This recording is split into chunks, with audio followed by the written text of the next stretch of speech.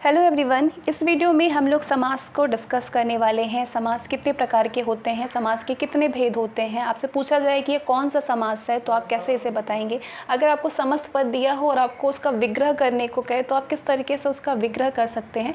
ये सारी चीज़ें बिल्कुल शॉर्ट में हम लोग यहाँ पर डिस्कस करने वाले हैं।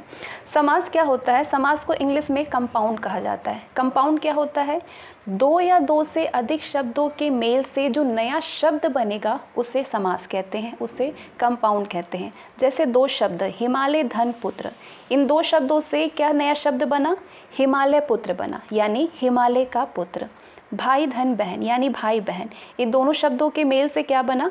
भाई बहन बना, यानी भाई और बहन हो गया। तो ये आपका समास है। समस्त पद क्या होता है? समास की रचना में दो पद होते हैं।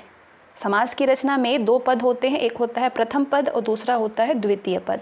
प्रथम पद को पूर्व पद कहा जाता है और द्वितीय पद को उत्तर पद कहते हैं।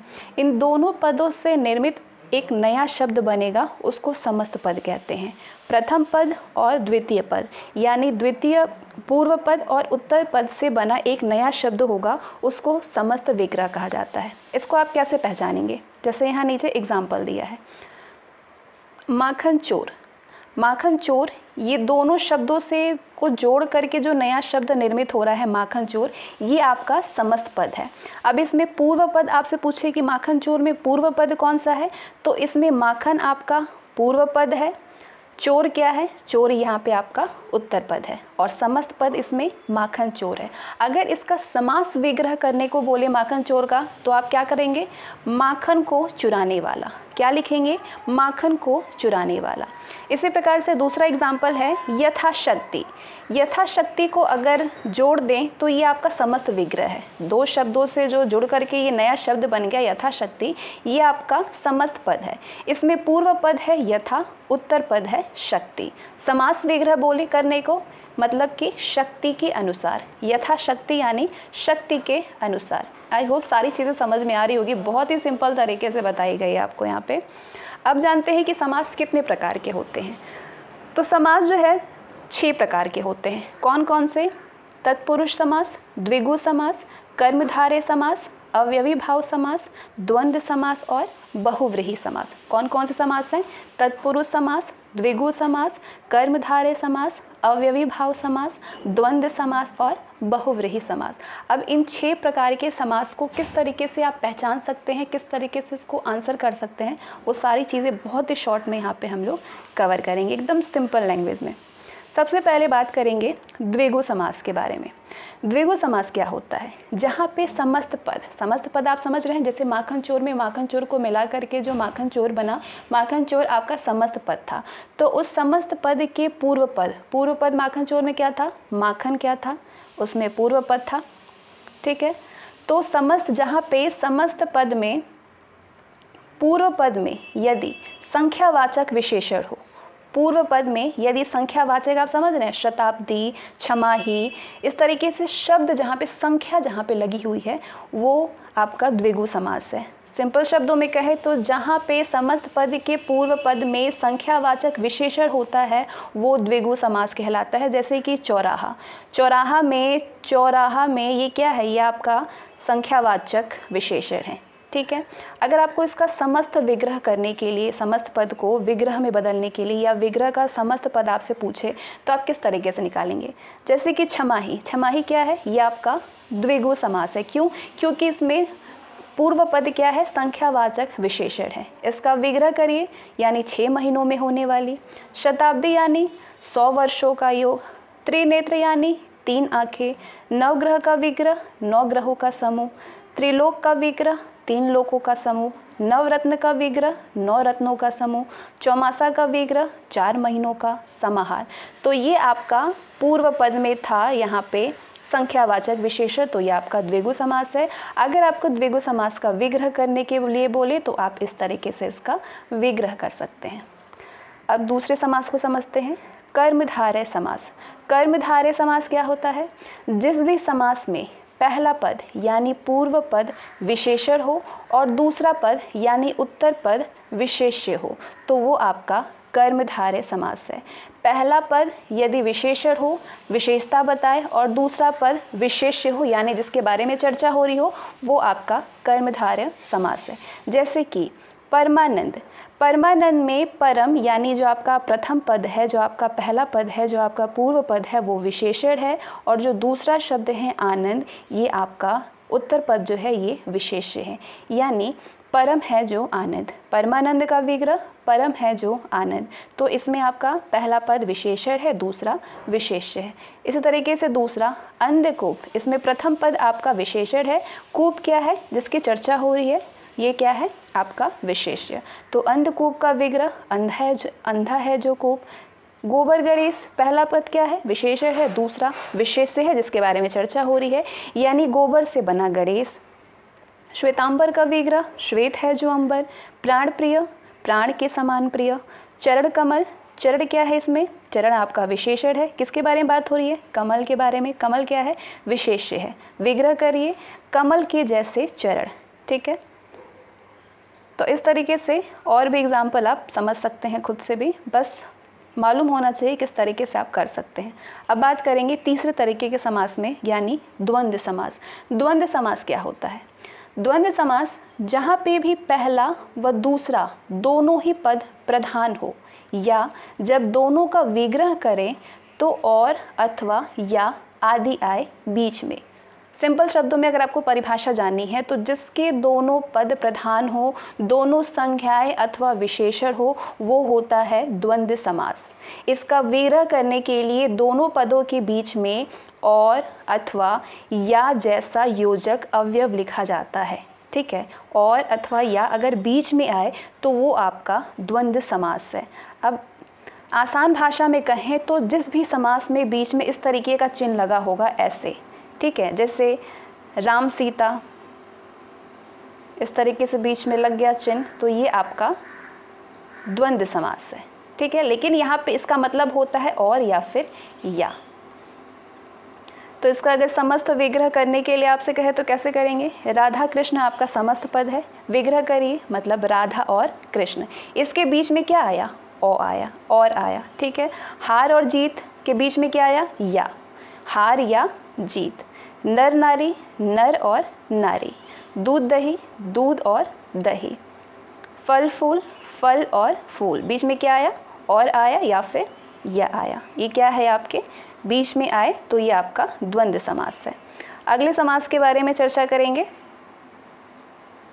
बहुव्रीहि समास। बहुव्रीहि समास क्या होता है, जिसमें पहला यानी पूर्व पद व दूसरा पद यानी उत्तर पद किसी तीसरे पद की ओर यदि संकेत करते हैं तो वो आपका बहुव्रीहि समास है। इस समास में कोई भी शब्द प्रधान नहीं होता है, दोनों शब्द मिल करके एक नया अर्थ को प्रकट करते हैं, ठीक है।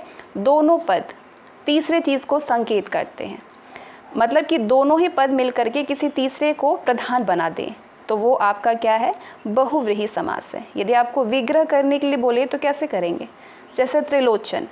त्रिलोचन तीन नेत्र वाला, तीन नेत्र वाले कौन हैं, शिव जी हैं, ठीक है।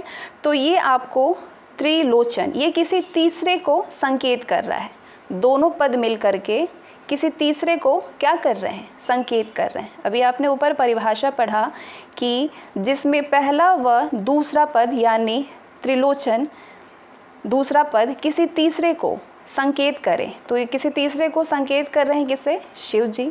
तो तीन नेत्र वाले कौन हैं, शिव जी हैं, ये आपका बहुव्रीहि समास है। इसी प्रकार से दूसरा दशानन, ठीक है, ये यहाँ पे आकी मात्रा लगेगा, दशानन। दशानन यानी ये दो पद मिल करके किसी तीसरे को संकेत कर रहे हैं, क्या है, रावण। 10 मुख वाले कौन है, रावण है। नीलकंठ, नीला है जिसका कंठ यानी शिव जी। कमल नयन, कमल के समान जिनका नयन है यानी राम जी। कमल के समान जिनका नयन है वो हैं राम जी। तिरंगा यानी 3 रंगों वाला, हमारा भारतीय झंडा 3 रंगों वाला है। तो कहने का मतलब है कि दो पद मिलकर के किसी तीसरे को संकेत करते हैं, वो आपका बहुव्रीहि समास है, ठीक है। क्या है, बहुव्रीहि समास है। अब समझते हैं अगले समास को। ये कौन सा समास है? अवयवी भाव समास है। जैसा कि मैंने आपको बताया 6 तरीके के समास होते हैं। तो इन समास को तो बहुत इजीली आप समझ जा रहे हैं, अभी आप 5वें को समझिए। इसके बाद जो छठा समास मैं आपको समझाऊंगी, जो तत्पुरुष समास है, उसके भी भेद हैं, कई भेद हैं। उसको किस तरीके समझेंगे वो आगे बिल्कुल शॉर्ट हम लोग डिस्कस करेंगे। उससे पहले हम लोग समझ लेते हैं अवयवी भाव समास को। अवयवी भाव समास क्या होता है? जिस समास में पहला पद अवयव हो उसे अवयवी भाव समास कहते हैं। अगर आपको परिभाषा के रूप में मैं समझाऊं तो अवयवी भाव समास में पहला पद अवयव और दूसरा पद संज्ञा होता है। समस्त पद में अवयव के अर्थ की ही प्रधानता होती है। पूरे पद में अवयव की जो मतलब जो होता है उसी की प्रधानता होती है। पूरा शब्द क्रिया विशेषण के अर्थ में व्यक्त होता है। क्रिया विशेषण यानी अवयव की तरह उसको व्यक्त करते हैं। जैसे जहाँ पे आ है, बे है, भर है, नी है, वे, यथा, प्रति, इनसे जो शब्द बनेगा, ये आप में इसमें जो पहला शब्द होगा, पहला पद, वो अवयव होता है। जैसे आ से बना आजन्म, बे से बेशरम, बेवफा, बेकाम, बेलाग, भर से भरपेट यानी पेट भर। ठीक है, इसी तरीके से नी, वे से आप बना सकते हैं। यथा से यथाशक्ति, यथाविधि। प्रति से प्रतिदिन, बे से बेशऊर यानी बिना शऊर का। प्रतिदिन यानी दिन दिन। ठीक है, प्रत्येक यानी एक एक से प्रति। यथाशक्ति मैंने आपको समझा दिया, भरपेट आपने समझ लिया, बतौर हो सकता है तौर के साथ में। ठीक है, तो इसी तरीके से पहला जो पद होता है इसमें, पहला पद इसमें आपका अवयव होगा, दूसरा पद संज्ञा होता है और समस्त पद में अर्थ, अवयव का अर्थ ही प्रधान होता है। इसका जो अर्थ है वही इसमें प्रधान होता है। पूरा शब्द क्या होता है? क्रिया विशेषण के अर्थ में होता है, वो आपका अवयवी भाव समास होता है। किसी भी, एक इम्पॉर्टेंट नोट है यहाँ पे, किसी भी शब्द को दोहराने से भी अवयवी समास बनता है। किसी भी शब्द को दोहराने से भी अवयवी समास बनता है। जैसे कि रातों रात, तो इसमें रात 2 बार रिपीट हुआ। हाथों हाथ, इसमें हाथ 2 बार रिपीट हुआ। फटाफट, इसमें फट 2 बार रिपीट हुआ। तो ये भी आपके अवयवी भाव समास में आते हैं। तो अब बात करेंगे हम लोग लास्ट समास, जो कि है तत्पुरुष समास। अब तत्पुरुष समास के भी कई समास भेद होते हैं, लेकिन उससे पहले समझेंगे हम तत्पुरुष समास क्या होता है।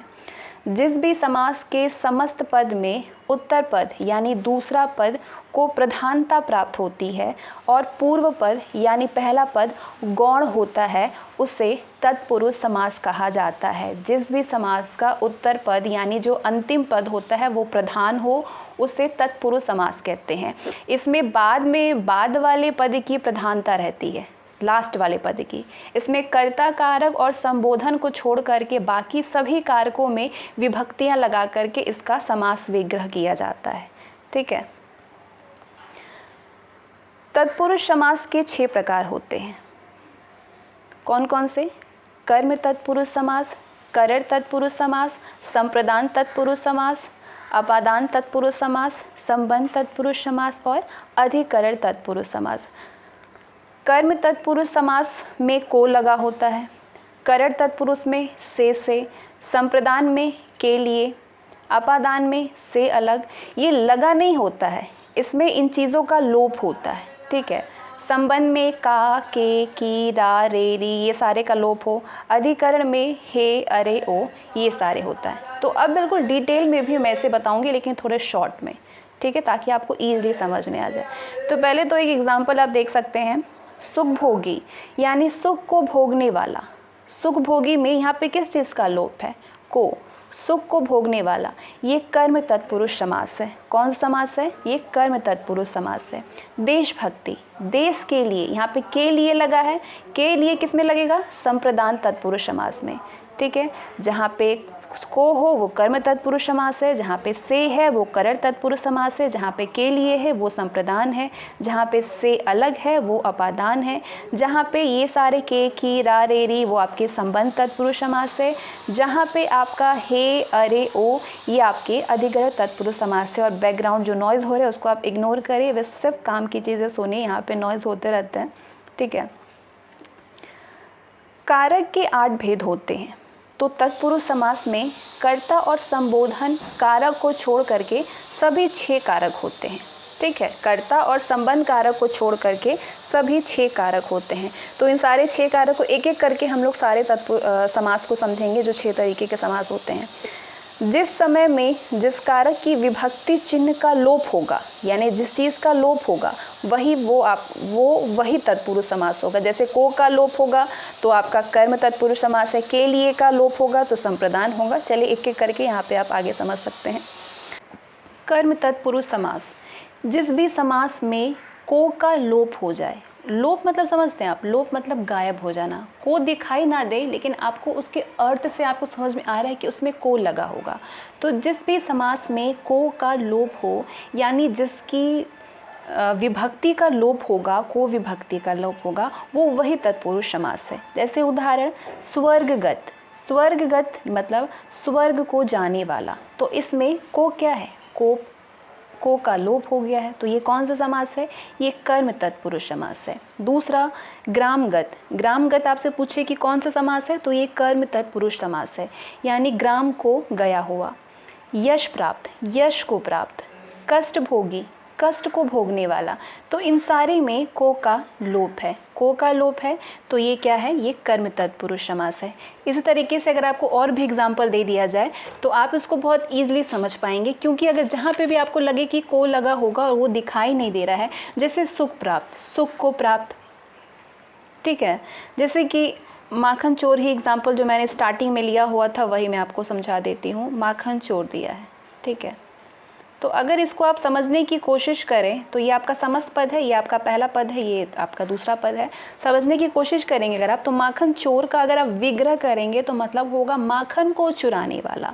तो माखन को चुराने वाला, तो इसमें को का लोप है, ये क्या है, ये कर्म तत्पुरुष समास है। तो इसी तरीके से जिसका भी अर्थ में ऐसा आपको लगे कि वहाँ को लगना चाहिए लेकिन वहाँ उसका विलुप्ति है, तो वो कर्म तत्पुरुष समास है, ठीक है। जैसे कि कष्ट भोगी, कष्ट को भोगने वाला। ग्रहागत, मैंने ज़्यादा एग्जाम्पल ले लिया ताकि आपको अच्छे से समझ में आ जाए। घर को गया हुआ। परलोक गमन यानी परलोक को गमन। स्वर्ग प्राप्त स्वर्ण प्राप्त यानी स्वर्ण को प्राप्त। स्वर्ग प्राप्त यानी स्वर्ग को प्राप्त। तो इन सारे समस्त पद में को का लोप है, तो ये कौन सा समास है, ये आपके कर्मधारय समास है, ठीक है। अब अगला तत्पुरुष समास को समझते हैं। दूसरा है करण तत्पुरुष समास। करण तत्पुरुष समास में से, जिसमें भी से का लोप हो या फिर द्वारा का लोप हो, तो वो करण तत्पुरुष समास है। जिसमें से का और द्वारा का लोप हो वो करण तत्पुरुष समास है। जैसे कि रोग मुक्त, रोग मुक्त, इसमें आपका से विलुप्त लग रहा है, मतलब इसका क्या होता है, रोग से मुक्त। रोग मुक्त मतलब रोग से मुक्त, तो ये आपके करण तत्पुरुष समास है, ठीक है। इसी तरीके से मैं आपको बता दूं कि रस भरा, ठीक है। अगर रस भरा, रस भरा लिखा है, इसका मतलब क्या होता है, रस से भरा, रस से भरा है, इसमें से का लोप है, तो कौन सा ये समास है, ये आपकी करण तत्पुरुष समास है, ठीक है। इसको आप द्वितीय समास भी कहा जाता है, द्वितीय समास भी कहते हैं, द्वितीय तत्पुरुष, या आप इसको करण तत्पुरुष कह सकते हैं, ठीक है। और आपके इससे पहले हम लोगों ने कौन सा समास समझा, पहले वाला कर्मधारय, कर्म तत्पुरुष समास। कर्म तत्पुरुष समास कौन सा समास है, कर्म तत्पुरुष समास आपका द्वितीय तत्पुरुष में आता है। और करण तत्पुरुष समास ये आपका तृतीय तत्पुरुष समास होता है, जिसमें से का और द्वारा का लोप हो। अब तीसरा है संप्रदान तत्पुरुष समास। संप्रदान तत्पुरुष समास को चतुर्थ तत्पुरुष समास भी कहते हैं। इस समास में के लिए का लोप होता है। जिसमें भी के लिए का लोप हो वो आपका संप्रदान तत्पुरुष समास होता है। जैसे कि प्रयोगशाला, प्रयोगशाला में अगर आप ये समस्त पद है, इसका अगर आप अर्थ निकालेंगे तो मतलब होगा प्रयोग के लिए शाला, तो इसमें के लिए का क्या है, लोप है, तो ये कौन सा समास है, ये आपका संप्रदान तत्पुरुष समास है, ठीक है। जैसे आपका देशभक्ति है तो देश के लिए भक्ति, हवन सामग्री यानी हवन के लिए सामग्री, रसोई घर यानी रसोई के लिए घर, तो इन सारे में के लिए का लोप है, तो ये कौन सा समास है, ये आपका संप्रदान तत्पुरुष समास है। अगर और एग्जाम्पल आपको चाहिए तो जैसे कि गौशाला ले लीजिए, गौशाला यानी गौ के लिए शाला, गौ के लिए शाला, के का यहाँ पे लोप है। कौन सा समास है ये? संप्रदान तत्पुरुष समास है। अगला समास है अपदान तत्पुरुष समास। इसे पंचम तत्पुरुष समास भी कहते हैं, जिसमें से का लोप हो। ध्यान दीजिएगा, से का लोप हो। अगर से, इसमें एक अपवाद भी है कि से का लोप तो करण में भी होता है, तो यहाँ पे करण और अपदान दोनों में से विभक्ति का लोप होता है, लेकिन करण में से के साथ ही द्वारा का भी लोप होता है, लेकिन अपदान में सिर्फ से का लोप होता है। समझ गए डिफरेंस क्या है दोनों में? बस करण में से का के साथ साथ द्वारा का भी लोप हो जाता है। अब इसको एग्जाम्पल के ज़रिए समझिए, विग्रह करिए। गुणहीन, गुड़ से ही, गुणहीन मतलब क्या? गुड़ से ही, तो से का लोप है। कौन सा समास है ये? ये आपका अपदान तत्पुरुष समास है, जिसमें से का लोप है। लक्ष्य भ्रष्ट यानी लक्ष्य से भ्रष्ट, जन्मानंद यानी जन्म से अंधा, रस भरा यानी रस से भरा, ये सारे आपके अपदान तत्पुरुष समास यानी पंचम तत्पुरुष समास है। अगला समास है संबंध तत्पुरुष समास, जिसमें भी का, की, के का लोप हो। वो आप का, की, के क्या है? ये संबंध को दर्शाता है, यानी जिसमें भी का, की, के का लोप हो वो आपका संबंध तत्पुरुष समास है। ठीक है, कौन समास है? संबंध तत्पुरुष समास। और संबंध तत्पुरुष समास को षष्ठी तत्पुरुष भी कहा जाता है। ठीक है, जैसे कि सिर दर्द, सिर का दर्द, सिर दर्द मतलब ये किससे संबंध दर्शा रहा है? कि सिर का दर्द हो रहा है। ये कौन सा समास है? ये संबंध तत्पुरुष समास है। राजपुत्र, राजा का पुत्र, राजसभा, राजा का सभा, राजा की सभा, मृगनयनी यानी मृग के समान नयन, तो ये सारे कौन से समास है? ये आपका संबंध तत्पुरुष समास है, जो कि संबंध दर्शाता है का, की के, उसका ये लोप है इसमें। और अगला समास है लास्ट तत्पुरुष समास, अधिकरण तत्पुरुष समास। इसे सप्तमी तत्पुरुष समास कहते हैं। ठीक है, अधिकरण तत्पुरुष समास में या पर का लोप होता है। जिस भी समास में या जिसमें में या पर का लोप हो वो अधिकरण तत्पुरुष समास होता है। जैसे घुड़सवार, घोड़े पर सवार, तो इसमें पर का लोप है, तो ये क्या है? ये आपका अधिकरण तत्पुरुष समास है। देशागमन, देश में गमन, ये क्या है? अधिकरण तत्पुरुष समास है। कानाफूसी यानी कानों में फुसफुसाहट, ये कौन सा समास है? ये आपका अधिकरण तत्पुरुष समास है। जग बीती यानी जग पर बीती, ग्रामवास यानी ग्राम में वास, गृह प्रवेश यानी गृह में प्रवेश, तो जहाँ पे पर या में का लोप हो वो आपका अधिकरण तत्पुरुष समास है। ठीक है, इसके साथ ही आज की का ये सेशन यहीं पे समाप्त होता है। और आई होप समास को बहुत अच्छे से आप सभी समझ गए होंगे कि क्या, कैसे इसका विग्रह होता है, कैसे इसका समस्त पद बनाते हैं, या फिर कैसे इसमें हम लोग फ़र्क समझते हैं, कैसे किस चीज़ का लोप होगा तो वो कौन समास है। सारी चीज़ों को बहुत ही सिंपल तरीके से इसमें कवर किया गया है। तो आज के लिए बस इतना है, मिलते हैं नेक्स्ट सेशन में। Bye, thank you so much.